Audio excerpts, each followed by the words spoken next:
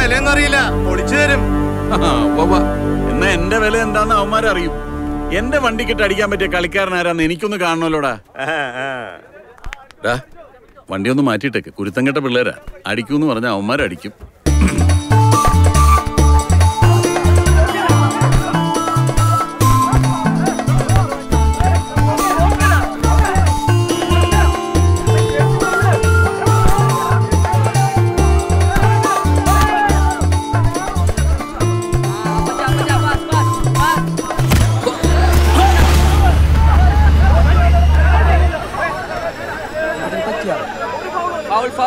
അവിടെ വിളിക്കാൻ പറയണ.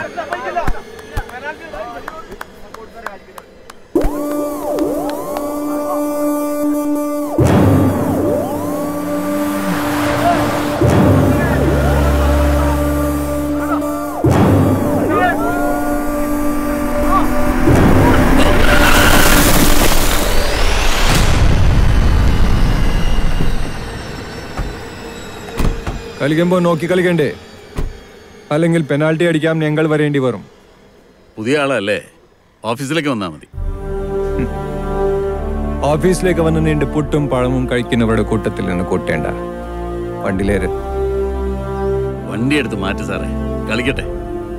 അപ്പനപ്പൂപ്പന്മാരായിട്ട് തുടങ്ങിയ കച്ചവടം അതിനിപ്പോ സാറല്ല, സാറിന്റെ അപ്പം വന്ന് പറഞ്ഞാലും ഉളക്കാക്കിയിട്ട കാവൽനായെന്ന് പറഞ്ഞ ആട്ടും ഞാൻ. എന്താടാ നിനക്ക് ഇത്ര ചൊറി? തീറ്റത്തിന്റെ കളറുള്ള ലോഹം വിട്ട് ആടരി എന്നോട് കാണിക്കല്ല. വണ്ടിക്കേറടാ. സാർ പോ സാറേ. ഓ ഹേയ്,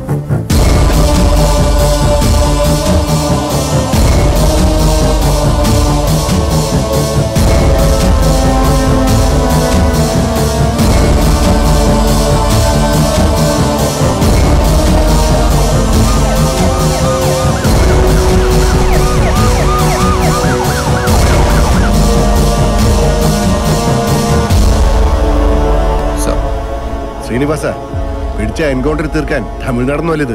ജോർജിന്റെ കൗണ്ടറൊന്നും നീ താങ്ങില്ല. സർ, മൊഴിയുണ്ട്. ഞാൻ മജിസ്ട്രേറ്റിന് മുന്നിൽ ഹാജരാക്കിക്കൊള്ളാം.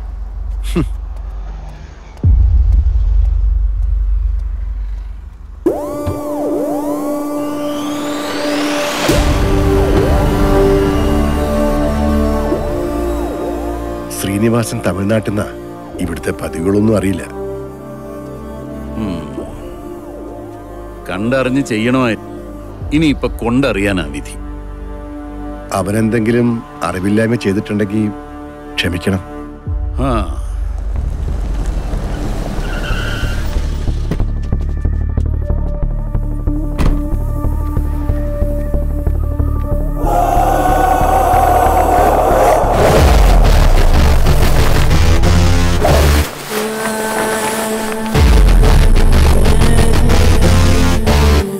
മഴ പെയ്തിട്ട് നനഞ്ഞിട്ടില്ല, പിന്നെയാണ് മരം പെയ്യും.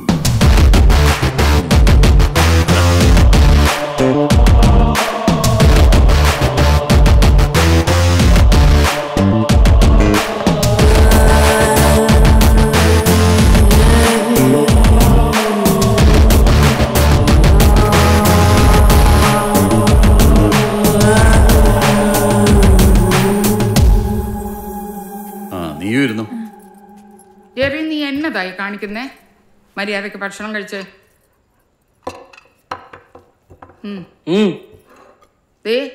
നന്നായിട്ട് ഭക്ഷണം കഴിച്ചാലേ അപ്പച്ചനെ പോലെ നല്ല പവറുള്ള ബിസിനസ്സുകാരനാകാൻ പറ്റത്തുള്ളൂ. എനിക്ക് ബിസിനസ്സുകാരനൊന്നും ആവണ്ട.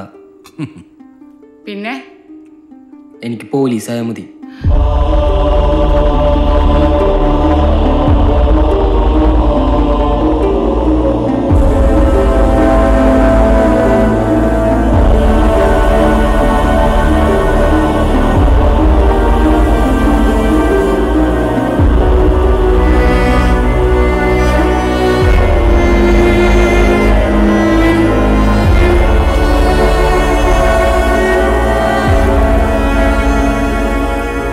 മരണം വരുമൊരു നാൾ ഓർക്കുക മർത്യാനീ, കൂടെ പോരും നിൻ ജീവിത ചെയ്തികളും, സൽകൃത്യങ്ങൾ ചെയ്യുക നീ അലസത കൂടാതെ.